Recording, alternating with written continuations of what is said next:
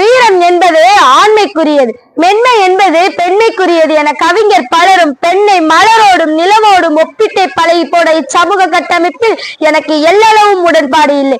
சிங்க குழுவிலும் பெண் சிங்கமே வேட்டையாடுகிறது என்பது இயற்கையின் சான்றாகும்.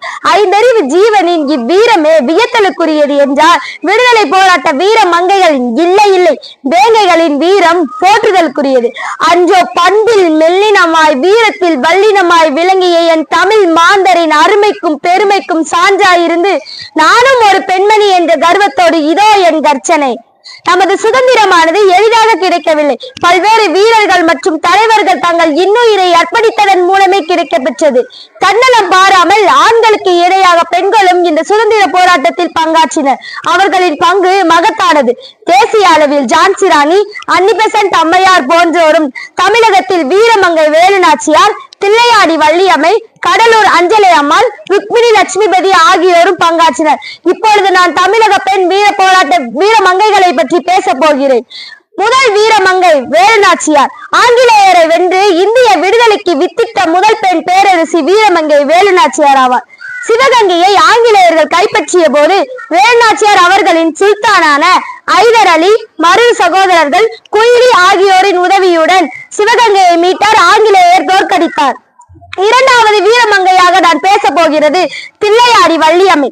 தனது 16வது வயதிலேயே ஆங்கிலேயருக்கு எதிராக போராடி உயர்ந்த முதல் போராளி தில்லையாடி வள்ளியம்மை ஆவார். இவர் காந்தியடிகளுடன் இணைந்து அற போராட்டங்களில் கலந்து கொண்டவர்.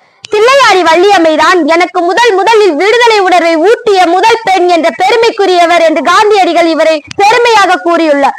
மூன்றாவதாக நான் கூற போகும் வீரமங்கை கடலூர் அஞ்சலை அம்மாள். தென்னிந்தியாவில் இருந்து ஒத்துழையாமை இயக்கத்தில் பங்காற்றிய சிறப்பும் இவருக்கு உண்டு.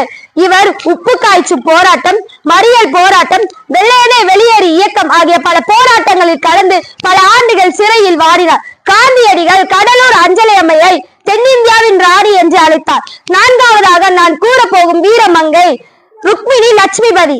சென்னையை சேர்ந்த ருக்மிணி லட்சுமிபதி 1937ஆம் ஆண்டு சட்டமன்ற தேர்தலில் வெற்றி பெற்று சட்டசபை சென்றார். சுதந்திர இந்தியாவிற்கு சுதந்திரத்திற்கு முன்னும் பின்னும் அமைச்சராக பதவியேற்றவர் என்ற பெருமையும் தமிழகத்தின் முதல் பெண் அமைச்சர் என்ற பெருமையும் இவருக்கு உண்டு.